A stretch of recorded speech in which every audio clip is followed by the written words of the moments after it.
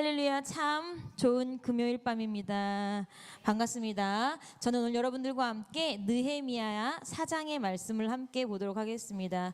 구약성경 느헤미야 4장 15절에서 20절의 말씀입니다. 느헤미야 4장 15절에서 20절의 말씀입니다. 할렐루야. 저는 오늘 이 본문의 말씀을 가지고 성벽을 재건하라라는 제목으로 함께 말씀을 생각해 보려고 합니다. 오늘 말씀은 느헤미야라는 사람이 기록한 말씀입니다. 여러분, 우리가 이제 다 아는 내용이지만 우리가 제가 그래도 대학원 나온 여자, 배운 여자니까 역사적으로 조금 어려운 얘기를 설명을 드리고 말씀을 한번 해보도록 하겠습니다. BC 주전 722년에요. 북왕국 이스라엘이 아수르의 멸망한 데 이어서 약 134년 후인 BC 586년에 남왕국 유다마저 바벨론에 패망하게 됩니다. 이 바벨론은 유다가 패망하기 전으로 이미 이제 거의 여기 망하고 망조에 가고 있었던 이 유다에서요, 수차례 한 약 4차례에 걸쳐서 유다 백성을 포로로 삼아서 이미 바벨론으로 이주를 시켰어요. 그래서 1차 포로로 BC 605년에 여호와김 3년에 1차 포로로 잡혀간 사람 중에 한 명이 우리가 누구로 알고 있어요? 다니엘이라고 알고 있어요. 그게 첫 번째 포로인데, 그렇게 포로들이 끌려가고 바벨론이 이렇게 막 강성할 것 같았는데 그 바벨론을 제치고 새로운 강대국으로 떠오른 신흥 제국이 이제 메데하고 바사라고 하는데, 우리가 쉽게 페르시아 제국이에요. 페르시아 제국에 의해서 바벨론이 망하게 되고요. 새로운 패권자인 이 페르시아의 고레스 왕이요, 자기 제국 내에 있는 여기저기서 사로잡혀온 포로 민족들에게 유화 정책, 좀 친화 정책을 펼치면서 특히 자기 페르시아 시대가 아니라 바벨론 시절에 강제로 이주당한 자들을 자신들의 고국으로 되돌리는 무엇을 발표하죠? 조서를 발표하게 됩니다. 그래서 이 고레스의 귀한 조서에 의해서 마침내 유다 백성들이 꿈에 그리던 고향으로 돌아오게 됩니다. 이때 우리가 돌아오는 무리를 3차에 걸쳐서 얘기를 해요. 그래서 1차는 스룹바벨과 함께 돌아오는 무리들, 2차는 이제 에스라와 함께 돌아오는 무리들, 그다음에 오늘 우리가 읽은 느헤미야가 3차 포로 귀환의 주인공입니다. 우리가 이제 말씀을 느헤미야 여러분 1장의 말씀을 살짝 펴보시면서 함께 또 이야기를 들어보도록 하겠습니다. 1장의 1절에 보니까 하가랴의 아들 느헤미야의 말이라 이렇게 써져 있어요. 이 하가랴의 아들 느헤미야는요, 바벨론 제국이 바벨론이 포로였지만 바벨론 제국이 멸망을 하고 새로운 강대국이 된 바사, 그러니까 페르시아의 그 왕 아닥삭스다 1세 왕의 수상궁에서 수를 따르는 일을 맡은 관원이 되었어요. 바벨론 시대 때 잡혀간 포로였음에도 불구하고 국가가 바뀌었는데 페르시아 제국의 술 맡은 관원이 된 거예요. 여러분, 우리가 술 맡은 관원을 오늘날로 표현을 하자면 왕의 경호실장이라고 표현을 하더라고요. 당시에는 왕들이 어땠습니까? 계속 죽던 시대예요. 우리가 북이스라엘만 해도 남유다는 하나님께서 다윗에게 하신 언약이 있기 때문에 왕이 아버지에서 아들로, 또 아들에서 그 아들로 자잔손손 왕위가 이어지지만 북이스라엘만 해도 어떻습니까? 왕위를 찬탈해요. 서로 죽여가면서. 그래서 독살도 당하기도 하고 칼에 죽기도 하고 굉장히 여러 가지가 있어서 다른 모든 것은 그만두고 술 맡은 관원은 왕이 가장 신이 많은, 그래서 당시에 지금의 경호실장과도 같은 그런 직책인데, 그것을 누가 하고 있었어요? 느헤미야가 하고 있었습니다. 그러면 굉장히 성공한 인물이지요. 그리고 영향력 있던 지위에 있던 인물이었습니다. 여러분, 느헤미야의 이 야자는요, 야훼의 야자예요. 이것을 보면 그 가족이 이스라엘이 아닌 바벨론 땅에서, 그 다음에 느헤미야가 어디 땅에서? 페르시아 땅에서도 야훼, 하나님을 잊지 않는 신실함을 기억하고, 그 이름은 누가 지어준 거예요? 부모가 지어준 거잖아요. 그러면 그 가족 자체가 정통 유대 신앙에 충실한 것을 암시해주는 하나의 단서가 됩니다. 이 느헤미야가 수산궁에서 술 맡은 관원으로 섬겼던 이 아닥사스다 1세는요, 우리가 너무 잘 아는 에스더 왕비 아시죠? 에스더 왕비의 남편이 누구예요? 아하수에로, 그 아하수에로의 아들이에요. 그래서 그 아하수에로의 아들인 이 왕의 시대에 술 맡은 관원으로 있었던 느헤미야가요, 먼저 포로들을 데리고 귀환한 스룹바벨과 에스라가 성전을 재건을 하면서, 또 에스라를 통해서 이방 여인과 결혼한 제사장들, 그 다음에 이스라엘 백성들이 다시 정결하게 하는 그 모든 정결 운동 같은 걸 하고 있음에도 불구하고 계속 이스라엘을 회방하는 사람들에 의해서 이스라엘이 어려워지고 있다는 이야기를 누구를 통해 듣습니까? 1장 2절에 나의 한 형제 중 하나니가 두어 사람과 함께 유다에서 이를 얻기로. 이 느헤미야의 친척인 하나니가 당시 유다 땅에서 왔는데 그 사람에게 유다와 예루살렘의 형편을 물었더니 3절에 뭐라고 하니까 저희가 내게 이르되 사로잡힘을 면하고 남은 자가 그 도에서 큰 환난을 만나고 능력을 받으며 예루살렘 성은 회파되고 성문들은 소화되었다 하는지라. 무슨 말이에요? 포로로 잡혀가지 않았던 사람들이 아직도 예루살렘 땅에 있는데 성이 환난을 만나고 이스라엘 백성 주변에 있는 사람들이 굉장히 무시하고 아주 그냥 능욕하는 거예요. 그리고 예루살렘 성 자체가 완전히 무너지고 성문들이 홀라당 불탔다는 얘기를 들은 거예요. 이 말을 들은 느헤미야는요, 자신에게 일어난 일은 아니에요. 아까도 제가 말씀드렸지만 굉장히 좋은 자리에서 호의호식하면서 어쩌면 유대인이라는 딱지를 떼고 페르시아에서 잘 자리 잡고 살고 있었어요. 근데 그 얘기를 듣자마자 4절에 보니까 이 말을 듣고 앉아서 울고 수일 동안 슬퍼하며 금식할 정도로 슬퍼하며 기도했어요. 하나님, 내 나라가 저렇게 되었습니다. 하나님, 나의 동족들이 저렇게 고통 가운데 있습니다 하면서 쭉 1장에는 이 뒤로는 느헤미야가 하나님 앞에 기도하고 자신의 아픈 마음을 토로하는 장면이 나옵니다. 그리고 나서 2장에 보니까 하루는 왕 앞에 술을 올려다 드리는데 이 아닥사스다 왕이 이렇게 보니까 느헤미야가 평소와 같지 않은 거예요. 야, 너 무슨 걱정 있니? 내가 봤을 때 너 병이 있는 것 같진 않은데 어떻게 얼굴에 이렇게 수심이 가득하냐? 그랬더니 느헤미야가 제가 실은 큰 근심이 있습니다. 그래, 넌 무슨 근심이 있냐? 그랬더니 이제 쭉 얘기를 하죠. 왕이시여, 나는 지금 여기 이렇게 잘 살고 있지만 나의 동족들은 지금 제대로 도시의 모양도 갖추지 못한 그곳에서 이방 사람들에 의해서 능욕을 당하며 그렇게 처참하게 살고 있다는데 제가 어떻게 평안하고 기쁠 수 있습니까? 그러자 왕이 묻습니다. 네가 무엇을 원하느냐? 그때 느헤미야가 하늘을 향해 하나님을 바라보고 묵도하고 기도하고요, 왕에게 만약에 왕께서 원하신다면 저를 어디로 보내주세요? 저의 고국 예루살렘으로 보내주시기를 원합니다. 그래서 이 이야기에 왕이 허락을 합니다. 왕이 허락을 해서 결국 느헤미야가요, 바사, 당시의 최강국이라고 하는 페르시아 왕실의 안락한 자리, 술 맡은 관원이라고 하는 고위 관직을 버리고요, 황야와 같은 유대 땅 예루살렘의 땅으로 총독의 자격으로 돌아옵니다. 그래서 돌아와서 그는 성전 재건이 아니에요, 성벽을 재건하고 또 율법을 중심으로 한, 이스라엘 백성 가운데서 율법을 중심으로 하나님 말씀을 중심으로 한 성경 운동을 일으키면서요, 이스라엘 백성들과 함께 고생하며 나라를 강하게 합니다. 여러분, 예루살렘은 이스라엘 백성들에게 있어서는요, 예루살렘을 무엇과 비교했어요? 하나님의 도성하고 비교했어요. 이스라엘 백성들은 우리 예루살렘에 무엇이 있으니까? 성전이 있으니까 절대 예루살렘은 망하지 않을 거야. 그리고 예루살렘은 하나님께서 다윗에게 약속하신 땅이기 때문에 이 땅은 그 누구도 침범하지 않아. 그래서 성전과 더불어서 예루살렘 성 자체는 이스라엘 민족, 유대 민족의 상징이고요, 생명이고 자존심이고 그 민족의 정체성이었어요. 그런데 이 성벽과 전쟁이 뭐였어요? 전쟁으로 다 무너졌어요. 그래서 1차와 2차 포로 귀환자들이 성전을 다시 짓고 무너진 국가의 전체성을 회복하는 일만 해도 빠듯했어요. 이러한 상황 가운데 느헤미야가 하나님에 대한 열심과 이스라엘 백성에 대한 긍휼의 마음으로 간구하며 왕께 기도하고 왕께 아뢰어서 유다 땅까지 오게 됐습니다. 여러분, 지금 한번 생각해 보시기 바랍니다. 우리가 이스라엘 백성들이 다 어떻게 됐다고요? 멸망해서 싹 포로로 끌려갔어요.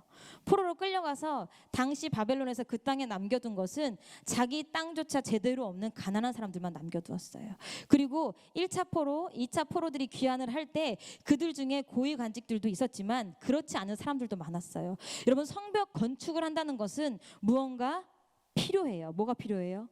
돈이 필요해요. 재료가 필요해요. 그런데 그 무엇도 갖춰지지 않고 행정 시스템도 없는 그 땅에 와서 느헤미야가 맨 땅에 헤딩하듯이 성벽을 건축을 합니다. 그런데 이 일을 더 힘들게 하는 사건이 있었으니 무엇이냐면 그것이 바로 대적들의 방해입니다. 느헤미야 2장 10절에 보니까 호론 사람 산발랏이라는 사람이 나고요. 암몬 사람 도비아라는 사람이 나와요. 이 사람들이 얼마나 아주 방해를 하는지 아주 대놓고 비웃고, 제가 이제 저희 막내 동생이 군대를 갔는데 누나 나 선글라스 좀 보내줘 이렇게 얘기를 하는 거예요. 저희 남동생이 문산? 파주보다 위에가 문산인가 잘 모르겠네요. 어쨌든 그쪽으로 갔는데 이렇게 경계를 서는 곳이 거기였대요. 그러니까 북한 사람들이 이렇게 보이는, 북한 군사들이 보이는 곳인데, 근데 이제 거기 북한 여자들이 얼마나 목소리가 간드러집니까? 그 북한 여자들이 이렇게 마주보고, 아니 북한 병사들하고 마주보고 이렇게 멀리서 이렇게 서는데 굉장히 큰 확성기 막 몇 대씩을 갖다 놓고 매일 이렇게 얘기하는 거예요. 오라버니들 넘어오시라요. 말면서 남조선보단 북조선이 더 살기 좋습니다. 오라버니들. 맨날 얘기하고 맨날 자기네 북한 가요 틀어주고, 그래서 너무 심란하고 정신없는데 그 걔네들하고 눈을 마주치면 안 되지만 걔네들을 보고 있어야 돼서 선글라스를 보내달라고 하면서 저희 앞에서 오라버니들 이러면서 막 이렇게 얘기를 하고 이제 그런 얘기를 하면서, 남조선이, 그러니까 우리 대한민국이 얼마나 못 사는 나라인데 너네들만 모르고 있다. 우리 북조선은 굉장히 잘 살고 우리 인민공화국의 대단한 수령님이신 누구 그때 뭐 기억 안 나는데 그분이 우리를 얼마나 잘 돌봐주는지 아냐. 너네 일로 와라 하면서 계속 비방을 해가지고 너무 듣기 싫어서 이게 뭘 이렇게 꽂고 이렇게 근무하면 안 되냐 그랬더니 또 그런 것도 하면 안 된다고 해서 굉장히 스트레스를 받았다고 하는데, 여러분 이 산발랏하고 도비아가요 얼마나 이스라엘 백성들을 심란하게 했냐면 너네는 망할 거다. 너네는 망할 거야. 니네들이 무슨 성벽을 지어. 끊임없이 비방과 비방을 계속합니다. 그런데도 불구하고 느헤미야와 그의 일당들, 그의 백성들이 야 김범식, 야 정다엘 전세하고 아까 약속했잖아. 그렇지. 완전 그렇지.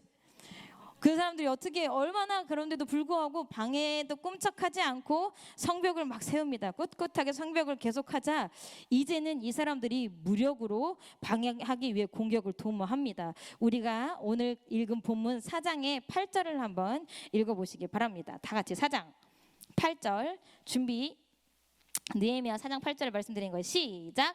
다 함께 깨하기를 예루살렘으로 가서 쳐서 요란하게 하자 하기로. 그 다음에 11절 4장 11절 시작. 우리의 대적은 이르기를 저희가 알지 못하고 보지 못하는 사이에 우리가 저희 중에 달려들어가서 살육하여 역사를 그치게 하리라 하고. 뭐예요? 야 우리가 이제는 안 되겠다. 쟤네가 우리가 말로 하고 이렇게 저렇게 해도 전혀 낚이지 않으니까 우리가 이제 직접 공격을 하자. 살육하자. 싹 다 죽여버리자. 죽이면 저들이 성벽을 못 지을 거야. 여러분 이스라엘 백성들이 당시에 예루살렘에 짓는 성벽의 크기는요 결코 작은 성벽이 아니에요. 3장을 읽어보면, 느헤미야 3장을 읽어보면 성벽의 크기가 나오는데 당시 예루살렘 성벽의 크기가요, 그 성을 왔다 갔다 하는 문이 몇 개였냐면 10개였어요. 성벽의 문이 10개. 그 다음에 망루가 뭐예요? 군인들이 이렇게 서서 파수하고 적군들이 쳐다보고 들어오나 안 오나 하는 망루가 4개, 사각지역에. 그러면 성문과 망루가 4개인 건 꽤 큰 일이에요. 그럼 무슨 말이에요? 예루살렘 도성을 감싸는 굉장히 큰 벽이에요.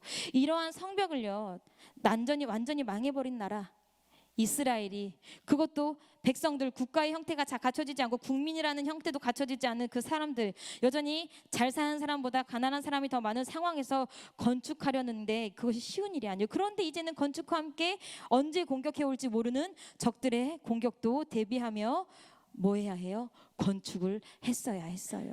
여러분 우리가 오늘 읽은 말씀이요 그들이 공격에 대비하는 장면을 기록해 놓은 것입니다. 여러분 16절 보시겠습니다. 4장 16절. 종자의 절반은 뭘 하래요? 역사를 하래요. 성벽을 짓는 일을 하래요. 그럼 절반은 뭐를 하래요? 갑옷을 입고 창과 방패 활을 가지래요. 민장, 백성들의 수장들은요 유다 온 족속 뒤에 있으면서 경계를 쓰래요. 그럼 17절에 성을 건축하는 자, 성벽을 건축하는 기술을 가진 자, 담부하는 자, 짐을 짊어서 나르는 자들, 우리가 뭐 시멘트 나르듯 벽돌 나르듯 짐을 짊어서 나르는 자들은 다 각각 한 손으로는 일을 하고 한 손으로는 무엇을 잡으래요? 경기를 잡으래요. 건축하는 자는 각각 칼을 차고 건축하래요. 그리고 나팔 부는 자는 내 곁에 섰으라. 나팔 부는 자가 누구예요? 아니, 내가 누구예요? 느헤미야예요. 느헤미야 옆에 나팔 부는 사람이 항상 서 있어요. 왜? 우리가 짓는 이 예루살렘 성벽이 너무 크고 넓어서 어디서 적군이 쳐들어오는지 모르는데, 우리가 신호를 하자 적군이 쳐들어올 때 나에게 보고가 들어오면 내가 즉각 나팔을 불어서 적군이 쳐들어왔음을 알릴 테니까 이 나팔 소리가 들리거든 너희들은 어디에 있든지 바로 뭐하라? 전쟁할 준비를 하라.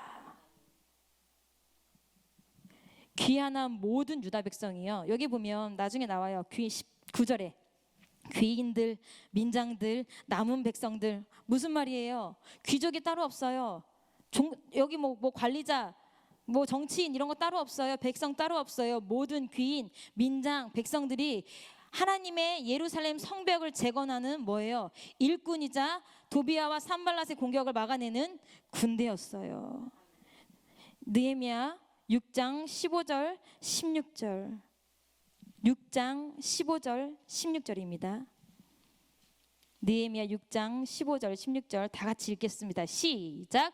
성 역사가 52일 만에 엘룰월 25일에 끝남에 우리 모든 대적과 사면 이방 사람들이 이를 듣고 다 두려워하여 스스로 낙담하였으니 이는 이 역사를 우리 하나님이 이루신 것을 알미니라. 아멘.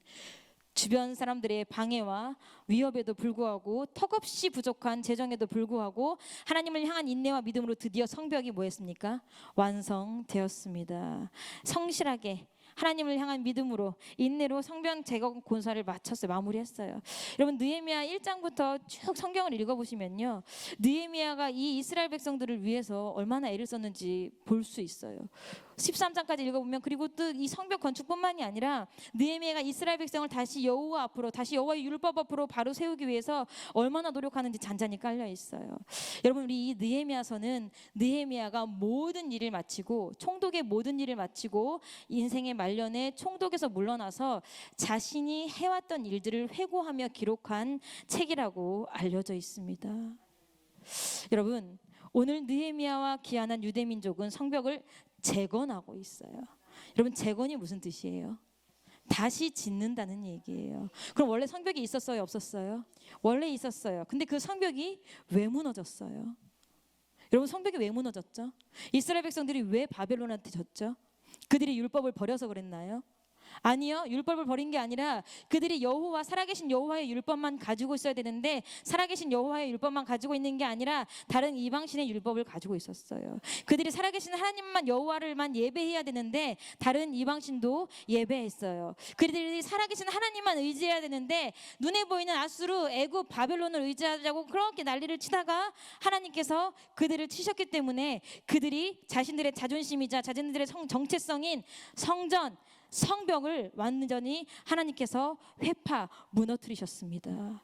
그리고 그들이 끌려간 바벨론에서 70년 동안 그들이 철저하게 배웠어요. 아, 우리가 이 땅에 이렇게 끌려와서 포로로 살고 있는 것은 누구 때문이다? 우리 때문이다. 우리가 뭐하지 않아서? 하나님 앞에 거룩하지 않아서, 하나님 앞에 순종하지 않아서. 이스라엘 백성이 여러분 성전을 재건하고요, 성벽을 재건하는 일은요, 우리가 봤을 때는 그냥 그들이 도시를 재건하는 것 같지만 그들에게 있어서는요, 하나님의 백성, 여호와의 백성으로 자신들의 정체성을 새롭게 세우는 과정이에요. 자신들이 이제부터는 여호와 하나님을 따라서 살겠다는 결단이고 언약이었습니다. 단순히 국가를 세우고 영토에 대한 영주권을 행사하기 위함이 아니라, 하나님, 내가 이제는 하나님의 백성대로 살겠습니다, 하나님이 이 성의 주인이십니다를 고백하는 무엇이었어요? 그들의 행위의 믿음의 고백이었습니다. 여러분, 이스라엘 백성들이 실제로 보면요, 성전을 재건합니다. 성벽을 재건합니다. 그리고 에스라를 통해서, 느헤미야를 통해서 뭐합니까? 그들이 싹 다 회개하고 성결 운동을 벌입니다. 우리가 이렇게 살아서는 안 된다. 우리가 말씀을 보니까 말씀이 이렇게 하지 말라고 했는데 우리가 너무 벗어나 있구나. 싹 다 율법에서 벗어나지 않도록 그 어느 때보다 철저한 성결 운동이 수반되었어요. 성전과 성벽을 중심으로. 그리고 이렇게 시작된 이스라엘이요, 새로운 역사를 쓰는 하나님의 나라가 됩니다. 여러분, 저는 느헤미야 말씀을 읽으면서 제가 실은 저는 당연히 목사님이 안 계신 이때에 금요철야를 제가 이제 반주를 혼자 하지 않습니까? 그래서 저는 당연히 제가 이제 수요예배 설교일 줄 알았어요. 저는 수요예배 설교일 줄 알고, 실은 제가 이제 수요예배 설교를 준비를 다 해놓고 이제 수요예배 설교니까 이렇게 해야겠다 했는데, 그날 목사님께서 저에게 금요철야 설교를 하라고 하셔서 목사님, 금요철야 반주는 저밖에 없는데요, 제가 설교를 하면 반주할 사람이 없으니 제가 그러면 그냥 수요예배 설교를 하고 병광석 전사님이 금요철야 설교를 하시면 어떻겠습니까? 근데 병광석 전사님이 아닙니다, 제가 반주자를 구해보겠습니다 말하면서, 그래서 제가 오늘 금요철야 설교를 하는 거예요. 근데 왜 제가 이제 금요철야 설교를 하면서 이제 월요일날 하나님, 제가 금요철야 설교를 해야 되는데 하나님, 제가 무슨 말씀을 전해야 돼? 왜냐면 제가 수요일날 설교하려고 했던 그 내용은 PPT가 없으면 안 되는 설교거든요. 이 영상 자료가 없으면 안 되는 설교인데, 지아는 지금 영상 설교를 하기에는 조금 컴퓨터도 과부하도 걸리고 조금 불안해서, 그래서 하나님, 그럼 제가 어떻게 하면 되죠? 이것 또한 하나님이 그 설교가 아닌 그 말씀을 우리 함께 나누는 게 아닌 다른 말씀인데 무엇을 해야 되죠? 근데 그때 제 마음에 또렷하게 떠오른 게 느헤미야 4장 15절부터 20절의 말씀이었어요. 성벽을 재건하라. 성벽을 재건하라. 여러분, 오늘 우리가 읽은 느헤미야의 이야기는 약 3000년 전의 이야기예요. 많은 신학자들이 느헤미야서, 그다음에 그 뒤에 나오는 서까지 이스라엘의 역사라고 얘기를 합니다. 이스라엘과 예루살렘에 관한 한 민족에 관한 역사라고 합니다. 여러분, 그들의 역사가 우리가 상관이 없나요? 아니요, 이스라엘 역사는 곧 믿는 우리의 역사예요. 3000년 전의 역사지만 2000년 전에 나타나신 그리스도께서 오늘날에도 나의 구원자가 되시듯 3000년 전에 일어난 일이지만 그들의 일이 오늘도 우리에게는 뭐가 되는 거예요? 거울이 되고 교훈이 되는 거예요. 여러분, 오늘도 하나님께서는요, 우리에게 성벽을 재건하라고 얘기를 하십니다. 무슨 성벽을 재건하지?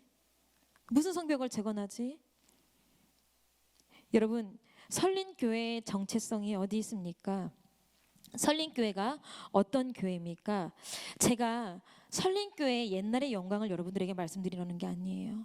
옛날에 과거로 회귀하지 않는 것이 아니에요. 여러분, 설린교회의 정체성은요, 곧 여러분 한 사람 한 사람의 정체성이에요. 여러분, 이스라엘 백성들이요, 바벨론의 포로가 되었을 때요, 엄밀하게 따져보면요, 엄밀하게 그들의 삶을 보면요, 이스라엘 백성 한 사람 한 사람이요, 하나님의 백성으로서, 자신들이 하나님이 구원한 이스라엘 백성으로서 정체성을 잃어버리고 누구를 따라 사는 거예요? 애굽 사람을 따라 사는 거예요. 어디 사람을 따라 사는 거예요? 아수르 사람을 따라 사는 거예요. 바벨론 사람을 따라 사는 거예요. 왜? 그들의 신을 섬겼다는 것 자체가, 하나님 살아계신 여호와를 버리고 그들을 섬겼다는 자체가 자신들의 정체성을 잃어버렸다는 얘기예요. 결국 한 사람, 국가의 한 사람 한 사람 한 사람이 자신들의 정체성을 잃어버리니까 뭐 하는 거예요? 나라가 무너지는 거예요. 여러분, 설린교회의 정체성이 어디 있습니까? 여러분들 가운데는 부르짖고 기도하고 싶어서 설린교회를 선택하신 분들도 계세요. 열정적인 찬양이, 뜨거운 찬양이 좋아서 설린교회를 선택하신 분들도 계세요. 세상과 타협하지 않고 조금은 듣기 힘들어도 열정적으로 말씀을 전하시는 목사님이 좋아서 설린교회를 선택하신 거예요. 저는 설린교회를 선택해 본 적이 한 번도 없어요. 왜? 저는 선택지가 없으니까요. 근데 여기 계신 분들 중에 선택지 없는 분 별로 없어요. 여러분들 스스로가 무엇인가는 설린교회가 나에게 영적으로 유익하겠구나 생각하셔서 설린교회를 선택하신 거예요. 그럼 여러분, 한 번만 여러분들에게 묻겠습니다. 여러분들의 설린교회를 선택하신 그 이유가 지금은 바뀌셨습니까? 설린교회를 선택하시고 이 교회를 섬기겠다, 내가 이 교회의 교인이 되겠다, 내가 이 교회의 성도가 되겠다라고 마음먹으셨던 그 이유가 바뀌셨습니까? 그 이유가 다 사라졌습니까? 목사님이 변일 되셨나요? 우리 교회가 이제 기도를 못하게 막나요? 아니면 여전히 우리 교회 찬양단이 리더가 바뀌어가지고 드럼도 못 치고 싹 다 조용한 찬양으로 바뀌었나요? 목사님도 그대로고 기도하라고 문도 열어놓고 찬양단도 앞에서 열심히 찬양하는데 우리는 왜 우리의 정체성이 이렇게 희미해졌을까요? 제가 어렸을 때부터 이제, 그래서 딸을 가지신 아빠들은 굉장히 잘하셔야 돼요. 제가 어렸을 때부터, 물론 뭐 이제 잘 아는 건 아니지만, 남편을 구하는 기준은 딱 하나였어요. 아빠랑 반대인 사람. 저희 이제 엄마가 가끔 이제 무슨 얘기 하시면, 야, 그래도 내 남편이 네 남편보다 나아. 내 남편은 상남자야 막 이러시거든요. 그래서 저는 제가 어렸을 때 봤던 상남자가 너무 부대껴서 아빠랑 반대인 사람을 골라야겠다. 난 우리 아빠랑 반대인 사람, 다정다감하고 섬세한 사람을 골라야겠다. 그래서 섬세한 사람을 골랐는데 그 섬세한 사람이 그때도 섬세하고 지금도 섬세해요. 근데 나는 그때 그 섬세함이 좋아서 골랐는데, 골랐다는 표현 좀 그렇지만 섬세한 사람이 좋아서 끌렸는데 지금은 그 섬세함 때문에 밀어내고 있는 중이에요. 그럼 누가 문제예요, 여러분? 내가 문제예요. 섬세한 그 사람이 문제가 아니라. 그래도 뭐 그런 건 변명하자면 섬세하다 해도 이렇게 극세사일 줄 몰랐는데 변명하자면 근데 여러분 그가 문제가 아니에요. 누가 문제예요? 제가 문제예요. 언제는 섬세한 게, 그래서 저희 신랑이 저한테 언제는 다정다감해서 좋다더니 막 이러면서 나 속았어 막 이러면서. 여러분들 담임 목사님한테 속으셨어요? 설림교회에 속으셨나요? 그런데 우리는 왜 정체성을 잃어버렸을까요? 여러분 주변을 한번 둘러보십시오. 그리고 여러분 스스로를 한번 돌아보십시오. 물론 무너지지 않고 영적으로 더 뜨겁고 성장하신 분들도 계실 것입니다. 여러분 우리 교회의 성벽이 무엇입니까? 제가 아까 성벽을 재건하자 이렇게 말씀드렸는데 우리 교회의 성벽은요, 여러분 한 사람 한 사람이 곧 성벽이에요. 여러분과 내가, 여러분과 여기 서 있는 이 작은 제가 설림교회의 성벽을 만드는 하나의 돌이라고요. 우리는 누구를 중심으로 모이는 돌이에요? 여러분 에베소서 2장 20절의 말씀을 보겠습니다. 느헤미야 4장을 이렇게 줄로 표시해 놓으시고 에베소서 2장 20절의 말씀을 저희가 함께 찾아보겠습니다.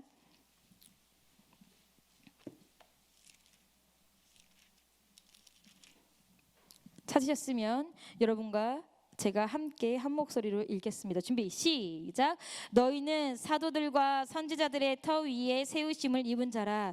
그리스도 예수께서 친히 모퉁이 돌이 되셨느니라.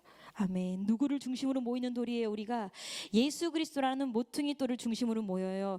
여러분 모퉁이 돌, 머릿돌이라고 하는데 건물이랑 집 같은 걸 세울 때 모퉁이에 세우는데 모퉁이에 그 노여 벽을 지탱해주는 큰 주춧돌이래요. 건물에서 가장 중요한 기초성 역할을 한대요. 이 표현은 안전한 기반이나 보호를 상징하는 말로 쓰인대요. 모퉁이 돌, 머릿돌, 그 모퉁이 돌, 그 주춧돌, 그 중심이 되는 그 예수 그리스도라는 머릿돌 위에 설림교회가 세워졌는데요. 여러분 그 전에 보면 사도들과 선지자들의 터 위래요. 여러분 우리에게 있어서 사도들과 선지자들이 누구예요?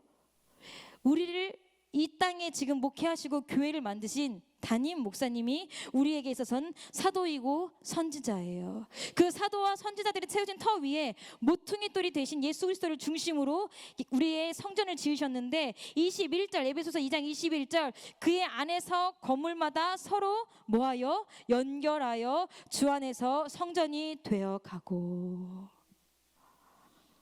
우리가 서로 연결돼서 주 안에서 성전이 되어간대요. 이게 우리 지금 건물을 얘기하는 거예요?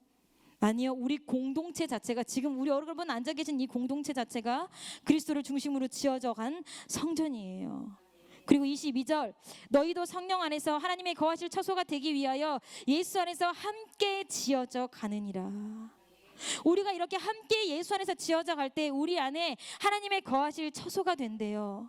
여러분 그러기 위해선 여러분들이 쓸만한 성벽을 만들 수 있는 쓸만한 돌이 돼야 돼요. 여러분들이 쓸만한 재료가 돼야 돼요. 여러분들이 쓸만한 건축물이 돼야 돼요. 그러기 위해선 아까 제가 말씀드렸듯이 여러분 한 사람 한 사람이 내가 설림교회의 영적 성벽이라는 자각과 각성이 필요해요. 여러분 여기 금요처럼 나오시는 분들 제가 봤을 때 신앙생활의 연수가 짧으신 분들 별로 안 계세요. 굉장히 신앙생활 오래 하신 분들이세요. 그리고 나름 이렇게 표현하면 그렇지만 신앙생활의 달인들이세요. 그렇다면 여러분들이 뭐 하셔야 돼요? 자각하셔야 돼요. 내가 성벽이야. 내가 우리 설림교회의 성벽이야. 우린 누구들 위해 서 있어요? 너무 부끄럽고 죄송하지만 우리 장로님, 안수 집사님, 뒤에 여기저기 앉아 계시는 권사님들을 터로 저희 교회가 성벽으로 세워지고 있다고요. 근데 권사님들이, 장로님들이, 안수 집사님들이 흔들리면 어떻게 되는 거예요? 우리가 아무리 젊은 세대들이 공을 들여서 벽을 쌓았다고 한들 그 터가 흔들리면 무너지는 거예요. 여러분 수요일날 여러분들 공주에서 지진이 발생한 거 다들 알고 계시나요? 지진을 느끼셨나요? 지진을 느끼신 분들도 계시고 느끼지 못한 분들도 계세요. 여러분, 지진 땅이 움직여봐요. 땅이 움직이면 그 위에 골조가 아무리 단단해도 다 어떻게 돼요? 폭삭 무너져요. 권사님들, 장로님들, 안수 집사님들, 여러분들이 우리 교회 성벽이 세워져 있는 터라고요. 터. 그리고 그 위에 우리가 작은 돌이 돼서 설린교회라는 성벽을 짓고 있습니다. 여러분들은 그렇게 각성하시고 자각하셔야 됩니다. 여러분, 왜 성벽이 필요합니까? 성벽이 왜 필요하죠?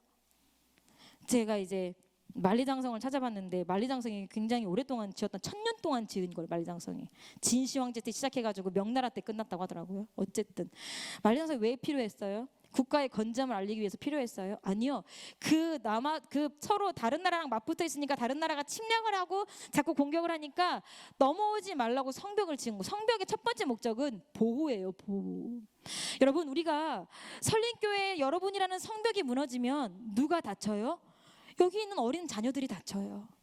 여기에 아직 신앙이 자라지 않은 아드리엘, 새벽이슬, 그 다음에 영적으로 아직 자라야 하고 보호받아야 할 신앙이 미숙한 자들이 무차별적으로 공격당하고 다치는 거예요. 그래서 우리가 성벽에 구멍이 생기면 돼요, 안 돼요? 구멍이 생기면 안 돼요. 성벽에 작은 구멍이 하나만 생겨도 적군이 들어오는 뭐가 되는 거예요? 좋은 통로가 되는 거예요. 그래서 성벽이 중요해요. 무너지면 안 돼요. 여러분, 한 사람 한 사람이 그래서 그렇게 중요해요. 그래서 서로를 지탱해야 되고 서로가 서로를 받들어주며 영적으로 더 단단히 굳어져 가야 돼요. 에베소서 말씀처럼 예수 안에서 함께 지어져 가야 돼요. 여러분 옆에 분들 한번 보시기 바랍니다. 이젠 앞뒤 분들 한번 보시기 바랍니다.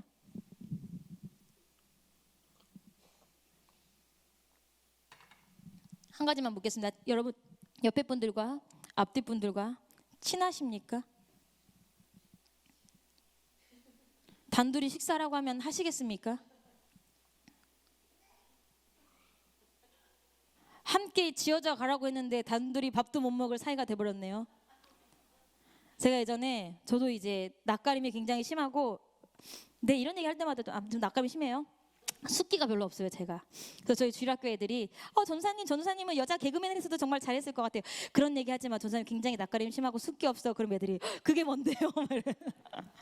어쨌든 이제 우리 진호 형제가 군대 갔다가 휴가를 나왔어요. 휴가를 나왔는데 그때 사모님이 시키셨나 유찬영 권사님이 시키셨나 목사님이 시켰나 기억이 안 나는데, 그때 진호가 그때 굉장히 많은 화분에 분갈이를 했어요. 기억나니? 목사님이 시키셨어? 목사님이 진호야, 내가 맛있는 거 사줄게. 너 휴가 때 뭐하니? 우리 교회 화분 분갈이를 하는데 네가 분갈이 맞니? 근데 뭐 흙 날랐지 너. 그치. 굉장히 큰 화분들. 그래서 해가지고 진호 형제가 이제 군대 갔다 이제 휴가하는 동안에 되게 열심히 했어요. 하고서 목사님 맛있는 걸 사주시겠다고. 그때 목사님 뭐 사준다고 했지? 그치, 베스타를 사준다고 해서. 그때는 이제 베스타가 대전에서 새로 생긴 뭐 굉장히 좋은 뷔페였으니까. 근데 목사님이 저한테 야, 나 시간 없는데 네가 가서 같이 먹고 와. 네? 저 진호랑 안 친해요. 저 진호 같은 청년이지만 진호랑 밥 먹어본 적이 없는데, 저 진호랑 말해본 적도 없어요. 목사님 가시면 안 돼요. 야, 나 그날 대전에 없어. 네가 가서 먹고 와. 근데 너무 좋은 거야. 뷔페라 쟤랑 나랑 서로 마주칠 시간이 없어. 우리 둘이 서로 되게 바빴어. 그치? 진호야, 마지막에 디저트 먹고 이제 갈까? 그때 같이 앉아 있었어. 기억나니?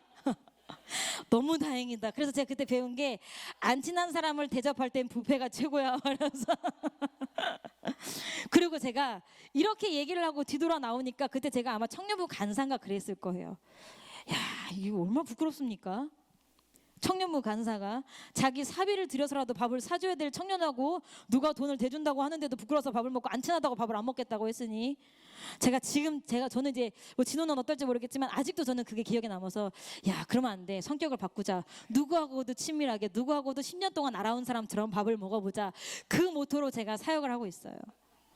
제가 원래 성격이 그런 사람이에요. 제가 굉장히 칼같고 되게 차가운 사람이에요. 그래서 제가 대학원 때 다른 사람하고 다 친해도 내가 절대 저 사람하고는 친해지지 말아야겠다가 누구였어요? 변강섭이었어요.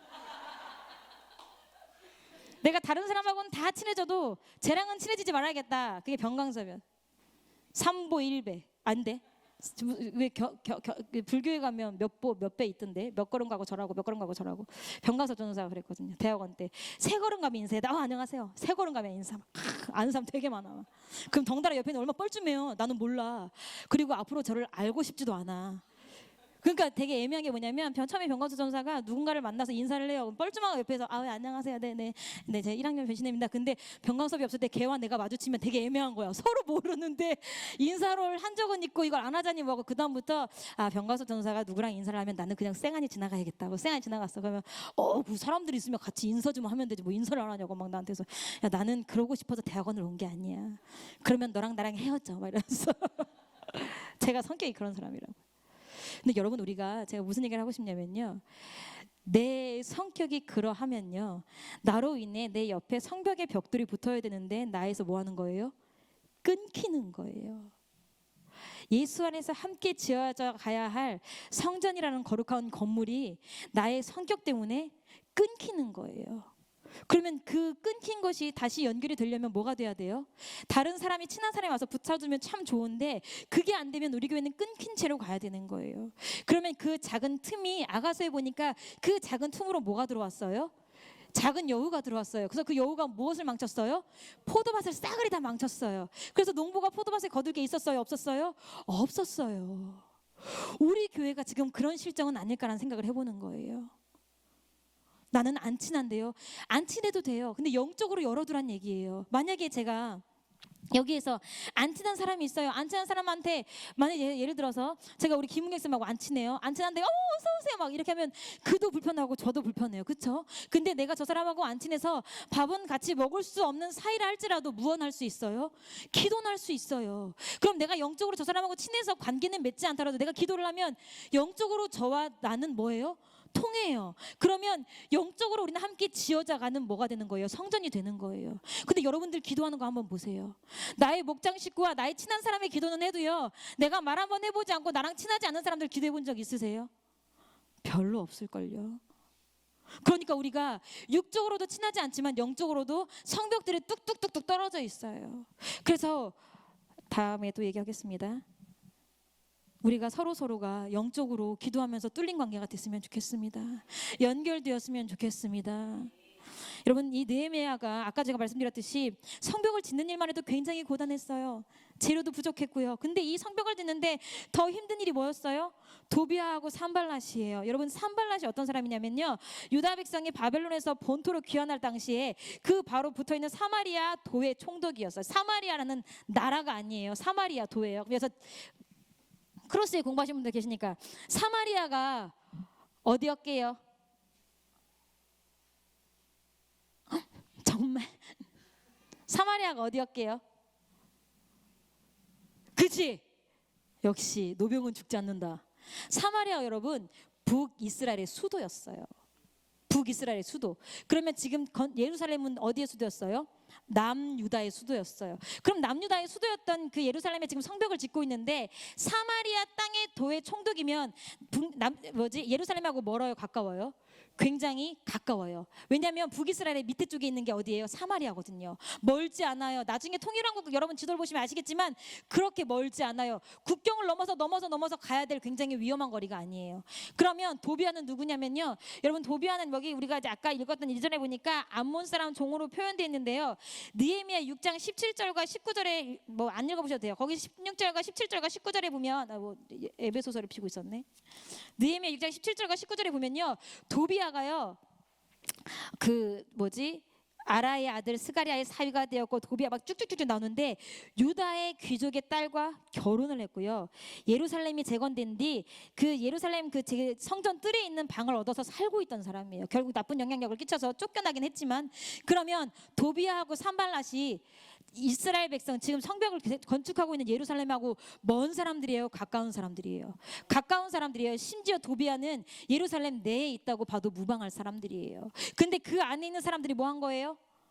계속 방해하는 거예요. 심지어 생명을 죽이겠다고 비판까지 하는 거예요. 무력까지 감행을 하는 거예요.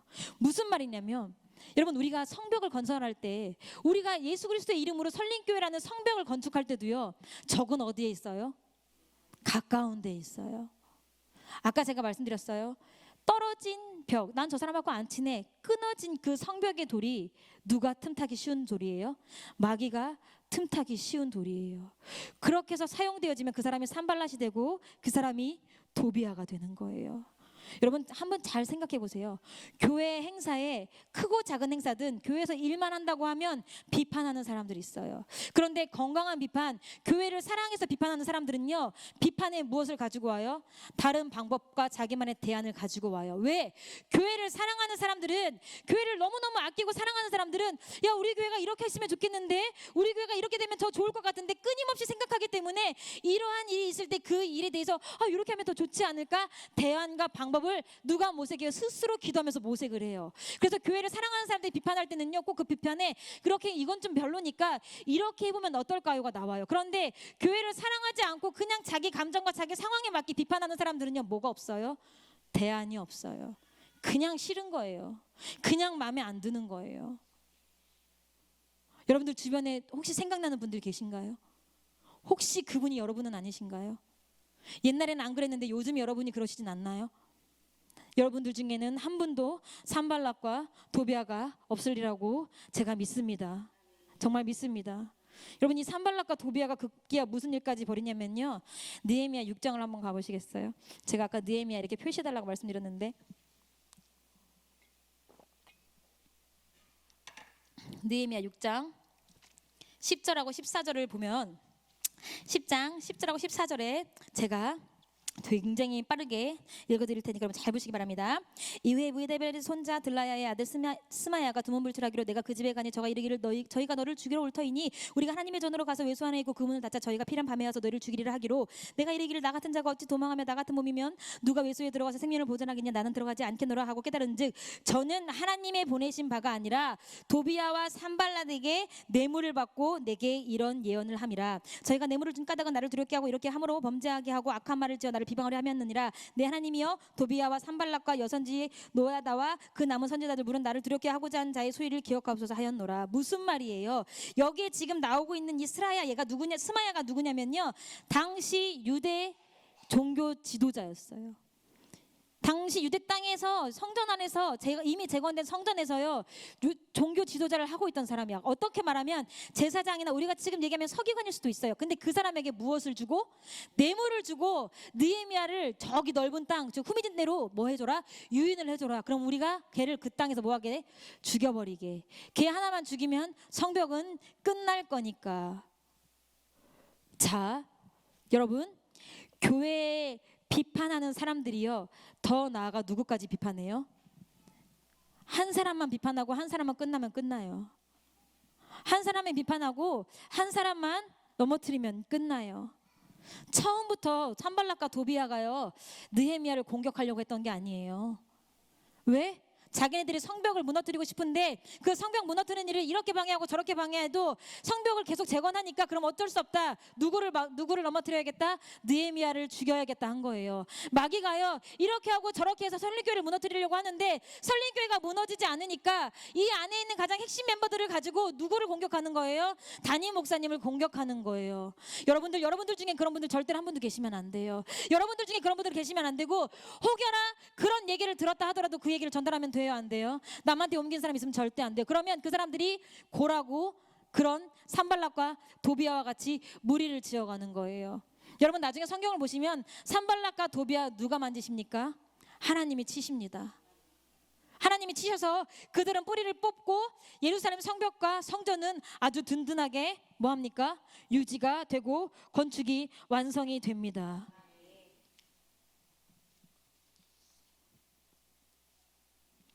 마귀가요, 단단히 얽혀있는 우리라는 돌을요, 하나씩 빼내가면서 너 이래도 안 무너질래? 이래도 안 무너질래? 이렇게 공격하고 저렇게 공격해서요, 누구 무너지길 바라냐면 한 사람 무너지기를 바라는 거예요. 한 사람 무너지기를. 그 한 사람 무너지면, 그 한 사람 무너진 그 바로 옆에 있는 사람은 무너지기 쉬워요, 안 쉬워요? 굉장히 쉬워요. 그리고 두 사람이 무너지면 정말 영적인 일이 굉장히 신기해요. 여러분, 한 사람이 무너졌어요. 한 사람 무너진 그 옆에 있는 사람 두 사람이 무너졌어요. 여러분, 두 사람이 무너지잖아요. 그러면 두 사람의 배가 돼서 네 사람 넘어지는 건 쉬워요. 그럼 네 사람의 배가 돼서 8명 넘어지는 건 쉬워요. 8명 넘어지면 16명 넘어지는 거 쉽고요. 16명 넘어지면 32명 넘어지는 거 쉽고요. 32명 넘어지면 64명 넘어지는 거 쉽고요. 그렇게 되면 교회 하나가 넘어가는 건 순식간이에요. 담임 목사님이 아무리 든든하게 버틴다 할지라도. 여러분들 각자를 점검해 보시기 바랍니다. 여러분들 교회를 비판하는 거 굉장히 좋아요. 여러분들 담임 목사님 말씀에 무조건 순종하고 입을 다물으라고 여러분들 드리는 말씀이 아니에요.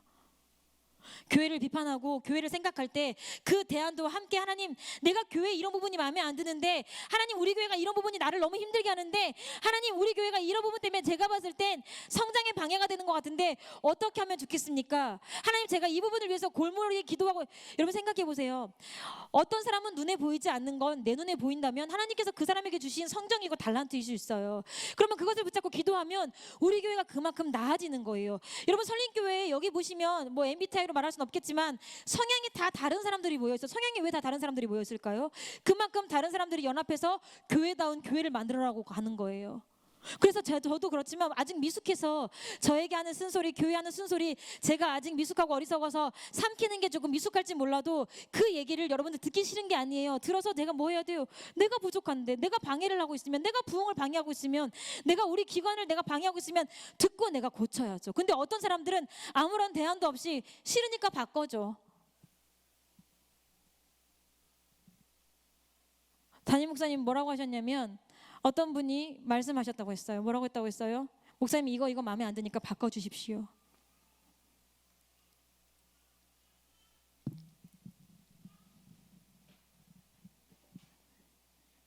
여러분들 스스로 생각해 보시기 바랍니다. 여러분들 스스로 점검하시기 바랍니다. 제가 저희 교회를 위해서 여러분들 점검을 하는 게 아니에요. 여러분들 한 사람이 타락하고 두 사람이 타락해서 무너진다고 설린교회가 무너질까요? 하나님 지키시고 담임 목사님 강단에서 피 뿌려서 기도하시고 담임 목사님 40년의 인생, 아닌데 50년의 인생을, 아니 40년의 인생을 목회생활, 이 설린교회 이 대전 가양동 424-3번지 이 한 해, 물론 중간에 2년 인천으로 계신 기간 빼고 424-3번지에 올인하신 그 상황을 보고도 하나님께서 설린교회는 지키실 거예요. 근데 문제는 산발랏이 되고 도비아가 된 그 사람들의 처지가 불쌍하고 딱해서 여러분들에게 드리는 말씀이에요. 여러분들이 되시면 안 되겠지만 여러분들의 주변에 그런 분들이 계신다고 하더라도 여러분들이 건강한 돌이 되면 그분들도 건강해지실 것입니다. 여러분, 근데 우리 사회가 굉장히 지금은 개인주의예요. 그렇죠? 굉장히 개인주의. 영적으로도 개인주의예요. 나 혼자 은혜 받고 가면 되지. 내가 괜히 나서서 상처받고, 내가 괜히 나서서 상처받고 불평불만하고, 내가 괜히 나서서 범죄한 데 가담하느니 나 혼자 은혜 받고 그냥 잘 있다가 집에 가고 내가 은혜를 유지하면 되지. 그것도 굉장히 중요한 일이죠. 그런데 그런 사람은 하늘나라의 공동체의 진리를 모르는 사람이에요. 여러분, 지금 우리가 보면요, 1차 2차, 3차 포로들이 유대 땅으로 귀환을 합니다. 예루살렘으로 귀환을 합니다. 근데 전 이스라엘 백성, 전 유다의 백성들이 돌아왔나요? 돌아온 사람보다 바벨론에 남은 사람들이 더 많아요. 여러분, 70년의 생활 동안, 70년의 환경 동안, 여러분, 자기가 그 땅에 바벨론에 살면서 페르시아로 넘어가서 페르시아 땅에 살면서 읽은 것들, 내가 낳은 자녀들, 심지어 다른 나라 사람하고 결혼한 사람들, 그런 사람들이 돌아오기가 쉬웠을까요? 왜? 그 땅에 돌아가면 내가 다른 이방 여자랑 이방 남자랑 결혼했으면 그들을 다 버리고 가야 되는데 쉬웠을까요? 쉽지 않죠. 그리고 그 상황에서 굉장히 오랫동안 살면서 최소 먼저 잡혀간 다니엘 같은 사람들이 70년의 기간을 채웠고요. 세 번째 포로 시드기야가 죽으면서 끌려간 포로들은요, 약 43년 정도를 어디서 살아요? 바사 땅, 바벨론 땅에서 사는데, 비록 40년이라고 우리가 치면 여러분 40년을 한 땅에서 사는 게 정리하는 게 쉬웠겠습니까? 오늘 같으면 우리가 팔아서 다 현금화할 수 있어요. 현금화해서 은행에다 놓고 국제은행에서 빼서 쓰면 돼요. 근데 당시에는 내가 현금화를 하고 그걸 다 짊어지고 와야 돼. 은행이 없어. 나라와 나라가 떠나지만 은행이 없어. 그리고 모든 게 다 무너져 있는 유대 땅에 누가 돌아오고 싶겠어요?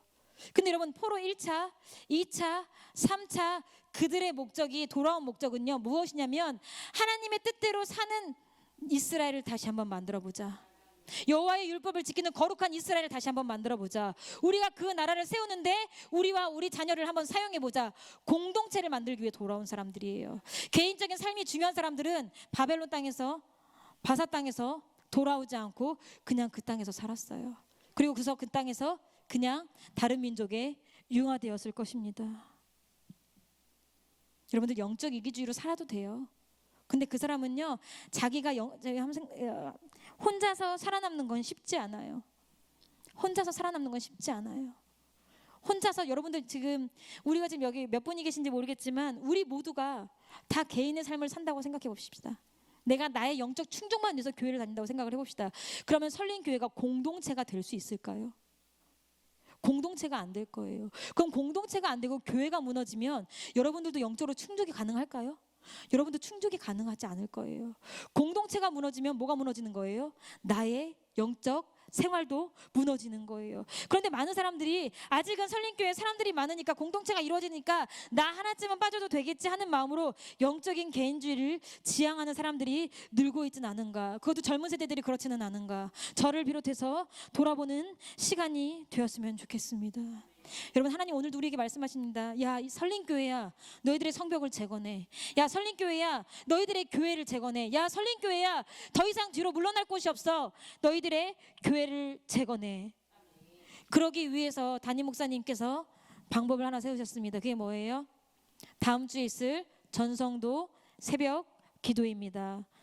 갑자기 심쿵 마음이 무너져 내리시나요? 맞습니다. 제가 약을 팔라고 여기까지 와서 얘기를 하고 이제 본품인 약을 한번 팔아보도록 하겠습니다. 여러분, 사실상 느헤미야 이제 우리가 이제 1장부터 6장까지 쭉 읽어보면요, 느헤미야가 처음에 성벽을 쌓을 수 있었던 그 시작이 무엇이었어요? 하나님이 주신 긍휼의 마음이었어요. 하나님의 마음이었어요. 그러면 느헤미야가 아닥사스다 왕에게 허락을 받을 수 있었던 그 힘이 어디 있었어요? 짧게 표현됐지만 하늘의 하나님께 묵도하고 그 다음에 왕에게 얘기했다 했거든요, 느헤미야가. 그러면 하나님께 기도했을 때 왕이 그 말도 안 되는 일을 허락해 준 거예요. 그리고 또 하나, 느헤미야가 산발랏, 도비야 이런 사람들이 끊임없이 공격할 때 뭐라고 해요? 거기 보니까 2장 20절에 보면은 하늘의 하나님이 우리로 형통케 하시리니, 4장 4절에 보면은 하나님이여 들으시옵소서. 또 4장 9절에 보니까 우리가 하나님께 기도하며, 그다음 우리 오늘 본문인 4장, 우리 본문 바로 앞에 4장 14절에 보니까 주를 기억하고, 느헤미야는 순간순간마다 자신의 힘과 자신의 지혜와 자신의 분노로 한 게 아니라 하나님 도와주세요, 하나님 나를 해주세요, 하나님 저들을 망하게 해주세요, 하나님 저들의 비웃음이 저들에게 도와주세요, 하나님으로 시작한 느헤미야의 성벽 건축의 성벽 재건이 결국 여러분 오늘 6장 말씀 6장의 16절 읽어보시겠습니다. 6장의 16절, 6장 16절 준비 시작. 우리 모든 대적과 사면 이방 사람들이 이를 듣고 다 두려워하여 스스로 낙담하였으니 이는 이 역사를 우리 하나님이 이루신 것을 알미니라. 다시 한번, 이는 이 역사를, 시작. 이는 이 역사를 우리 하나님이 이루신 것을 알미니라. 아멘. 여러분들 애쓰신 거 너무 감사해요. 교회를 위해, 각 기관을 위해 애쓰는 거 너무 감사해요. 너무 하나님이 다 보실 거예요. 찬양으로 수고하고, 리더로 수고하고, 반주로, 차량 운행으로, 방송실에서 수고하는 거 너무 감사해요. 여러분들의 수고와 여러분들의 헌신과 여러분들의 희생이 있었기 때문에 설린교회가 있어요. 그런데 하나님이 하시면요, 여러분, 설린교회가 불일 듯이 일어나요. 하나님이 하시면요, 우리가 구멍 뚫, 아까 제가 말씀드렸어요. 제가 이제 인카운터를 하면, 여기 인카운터 안 하신 분들 계신가? 뭐 안 하셔도 되는데, 제가 이제 인카운터를 하면 저는 개인적으로 저희 이제 위원장님이신 유찬영 권사님이 그 식탁 소개하실 때가 참 은혜가 돼요.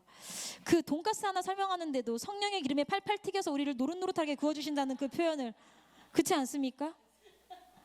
성령의 기름에 팔팔 튀겨가지고 여러분들 먹기 좋은 노릇노릇한 돈가스가 되실 것입니다. 내가 저런 말을 어떻게 하시지? 그래서 제가 이제 권사님을 보고 이제 배웠어요. 여러분, 우리가, 제가 아까도 말씀드렸어요. 서로가 안 친할 수 있어요.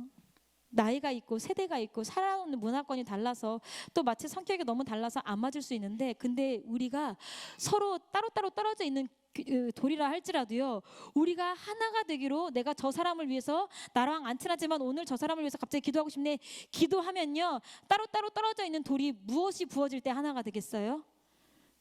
시멘트, 뭔 성령이요? 시멘트. 시멘트가 여러분 공사할 때 벽돌 사이사이 뭐 발라요? 시멘트 발라요. 시멘트가 발라야 벽돌이 무너지지 않고 든든해지는 거예요. 무슨 말이냐면 그 말이 맞아요. 우리가 따로따로 떨어진 그 돌이지만 우리가 정말 성령으로 죽고 살자고 기도하면, 죽고자 하고 기도하면 성령께서 시멘트를 우리 사이에 채우시는 것처럼 성령께서 우리 사이에 간극을 다 채우신다고요.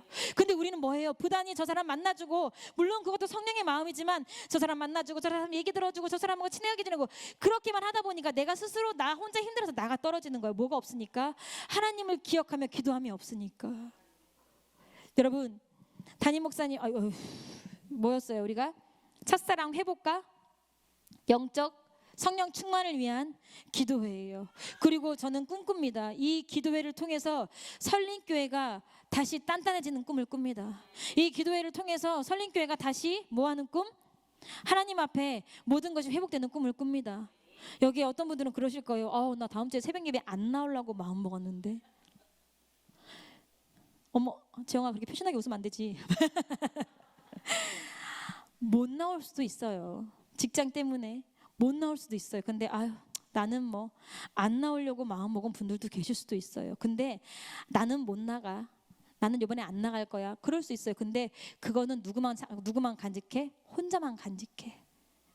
다른 사람 불도 꺼트리지 말고. 나 이번에 모여서 못 나갈 것 같아요. 혼자만 간직해. 괜히 나가려고 마음먹은 사람 돌멩이도 빼내시지 마시고. 여러분, 느헤미야가요 그 성벽을 건축할 때 기도가 없이, 하나님의 이름 없이는요 그 어떤 것도 시작하지 않았어요. 사람이 애쓰는 것은 소용이 없습니다. 하나님이 나서셔야 합니다. 하나님이 나서시게 하는 방법이 바로 기도입니다. 이번에 목사님께서 각 기관장들을 부르시고 우리 찬양국장님까지 부르시면서 너희들끼리 차량 운행하고 너희들끼리 기관장들끼리 찬양도 준비하고 하면서 이번 기도에 우리가 어떻게든 동원해보자. 그래서 솔직히 제가 여러분 그 바꾼기 필요하세요? 근데 목사님 막 눈이 반짝반짝해서 이 바꾼기를 주면 사람들이 좋아하지 않을까? 말하면서 여러분 그럼 우리가 어떻게 해야 돼요? 담임 목사님 진짜 진심을 담아서 야 이 바꾼기 되게 쓸모있던데 사람들이 좋아하지 않을까? 막 그러면 안 되는 거야. 너무 좋을 것 같아요. 그 바꾼기 한국 도자기에서 나온 것이라면서요. 막 이러면서 우리도 좋아하면서 분위기를 해주면 옆에 있는 사람도 나는 별로 쓸모가 없다고 생각했는데 좋은가벼. 그냥 낚이는 거라고요. 낚이는 거. 우리가 사람을 낚는 어부가 어디서 낚는 거예요? 그런 걸로 낚는 거예요. 믿음으로 못 낚으면 말로라도 낚아야지. 잊어주세요 이런 건. 그래서 각 기관별로 각 목자가 내 목장 식구들을 한번 책임져 보리라. 목장별로 가정의 아빠들은, 가정의 엄마들은 내가 이번 새벽 예배는 나의 가정을 챙겨보리라. 그래서 여러분 목장이 성령의 바람으로, 여러분 가정이 성령의 바람으로, 여러분의 기관이 성령의 바람으로, 그래서 우리 전 교회가 성령의 바람을 휩쓸면요 여러분 정말 교회에 나오는 게 행복할 거예요. 정말 예배가 행복할 거예요. 정말 기도가 저절로 될 거예요. 그리고 하려고 안 해도 교회에 부흥이 될 거예요. 여러분이 설린교회의 대안이에요. 여러분 한 사람 한 사람이 설린교회의 방법이에요. 여기 방법 아닌 사람 없어요. 여러분이 무너지면 설린교회 성벽이 무너지는 거예요. 나 조금 힘드니까 쉬어갈게. 그럴 때는 가감없이 말씀하세요. 우리가 성경에 보면 서로 너희는 서로 짐을 지라고 갈라디아서에 나와요. 나 이번에 좀 힘들어서 쉬어갈게요. 그래? 그럼 너가 쉬는 분만큼 내가 기도할게. 그 대신 며칠 쉴 거야? 3일 쉴 거야? 그래 내가 3일분 너만큼 기도할게. 너 평상시에 몇 분 기도했지? 나 평상시에 20분 기도했는데 그러면 내가 내 기도 시간에 네 20분 붙여서 내가 너를 위해서 40분을 기도할 테니까 3일 쉬고 다시 와야 돼. 그리고 나도 내가 나중에 나 힘들면 네가 내 기도 대신 해줘. 그게 영적 가족이에요. 힘들다고 쉬었다고 요즘 누구 기도에 안 나오는데 믿음이 식었나 봐. 그런 얘기도 할 필요가 없어. 그 사람 믿음이 식었으면 내가 믿음이 뜨거워가지고 쫙 보내주면 되는 거 아니에요? 저희 집에서 저희 아이가 저를 엄청 싫어해요. 엄마는 너무 뜨거워 막 이래요. 왜냐면 저희 아이가 더위를 굉장히 많이 타는데 저는 몸이 좀 뜨거운 편이거든요. 그러니까 잠잘 때 제가 가까이 있으면 저를 이렇게 막 밀어내요. 왜? 자기 너무 더우니까. 지금도 그 아이는 너무 더워서 어떻게 주체를 못하는 아이거든요.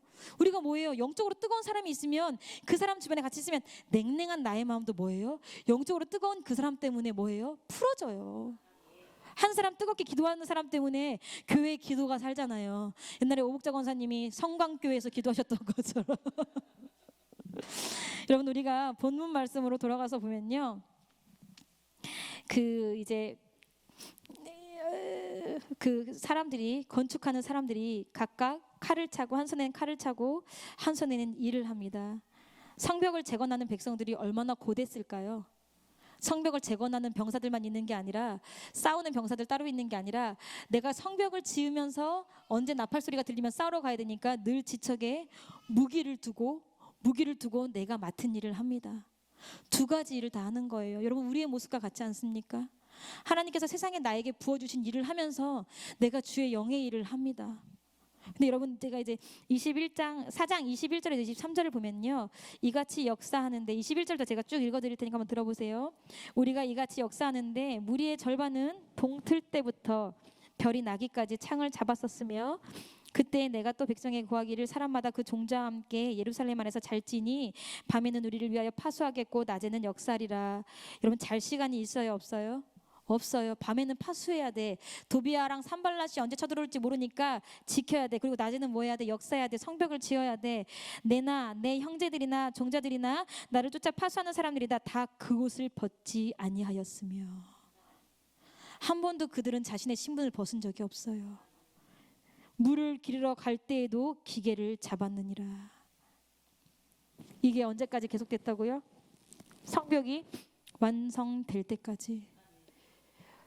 우리가 영원한 성벽, 예루살렘 진짜 새 예루살렘, 그 예루살렘인 천국에 있는 새 예루살렘 성벽에 들어갈 때까지 우리의 자세가 이렇게 해야 돼요.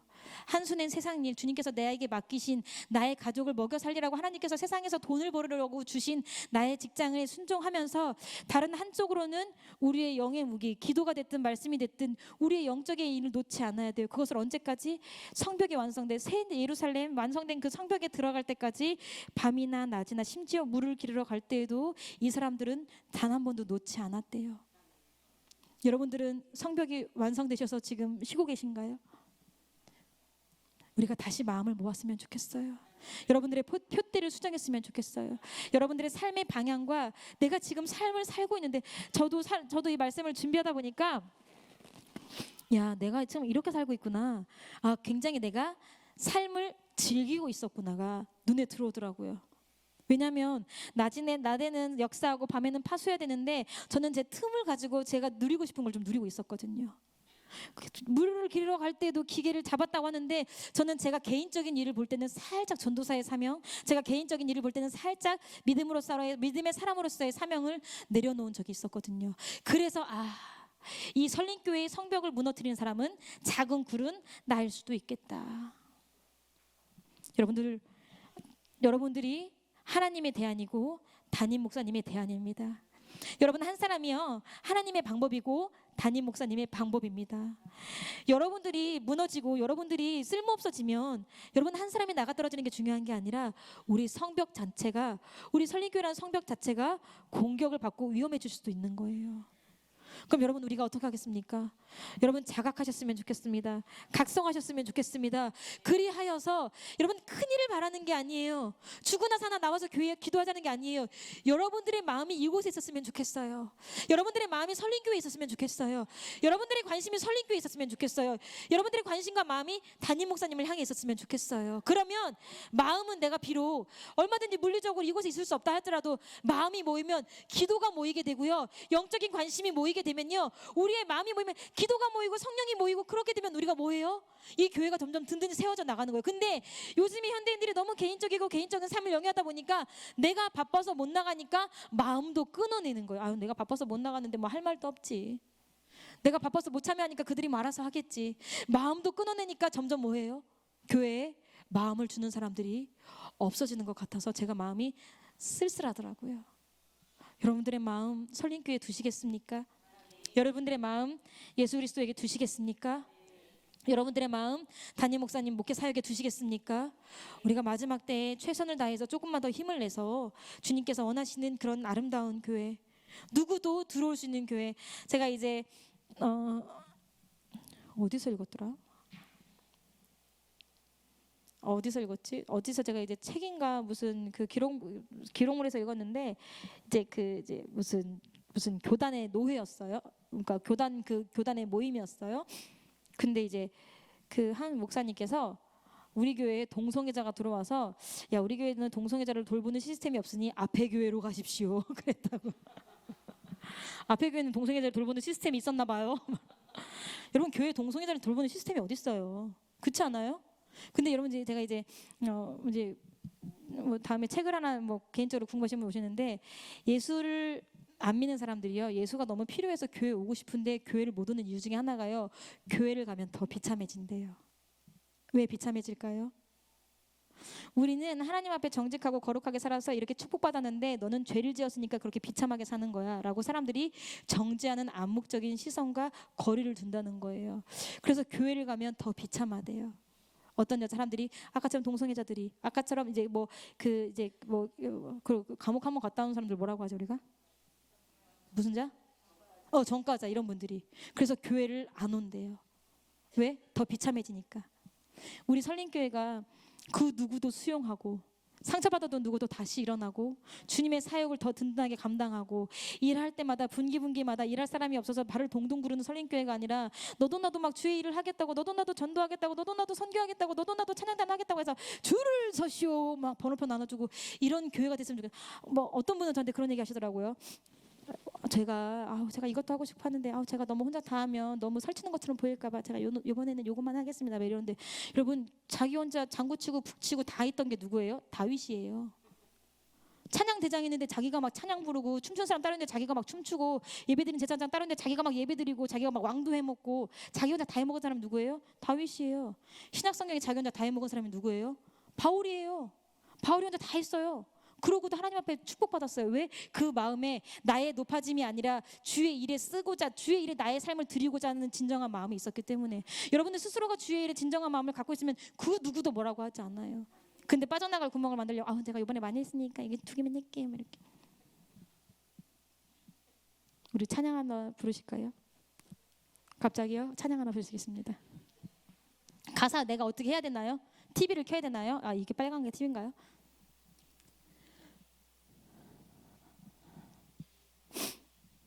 별로 안 좋은 것 같아. 이거 안 뜨게는 못하나 유튜브 이거 콘텐츠? 그럼 참 좋을 것 같은데.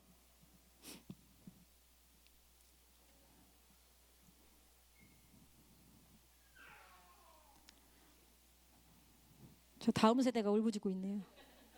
목사 기억나나 모르겠네. 목사가 될지어다 내가 그랬던 것 같은데. 당신은 한국의 희망입니다.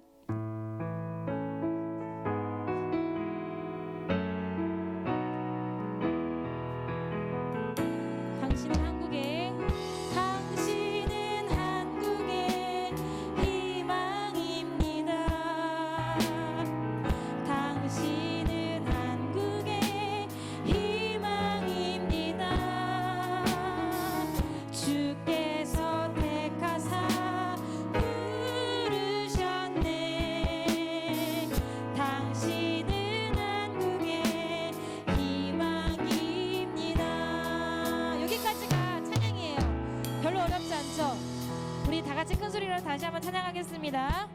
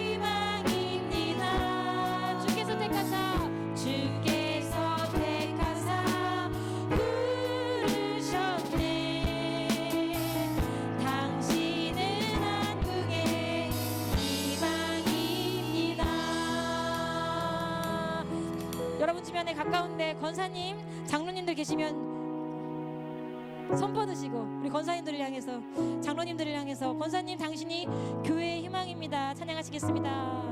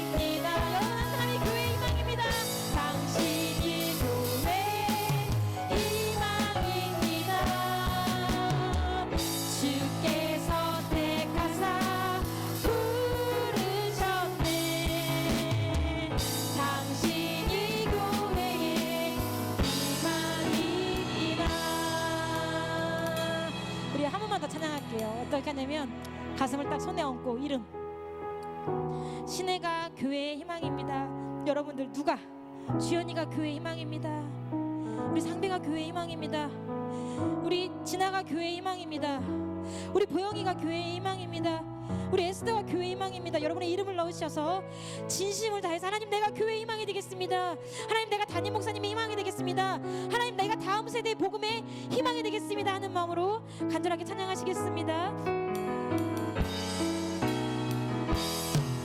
우리 이름을 넣어서 지혜는 교회의 희망입니다. 지혜는 교회의 희망 신혜를 통하여 일하시네. 당신을 통하여 일하시네. 신혜는 교회의 희망입니다. 신혜는 교회 한 번 다시 하겠습니다. 희망이 여러분의 이름으로 다시 한 번만 찬양하시겠습니다. 나연이는 교회의 희망입니다. 가지지는 교회의 희망입니다. 멍식이 통하여 일하시네.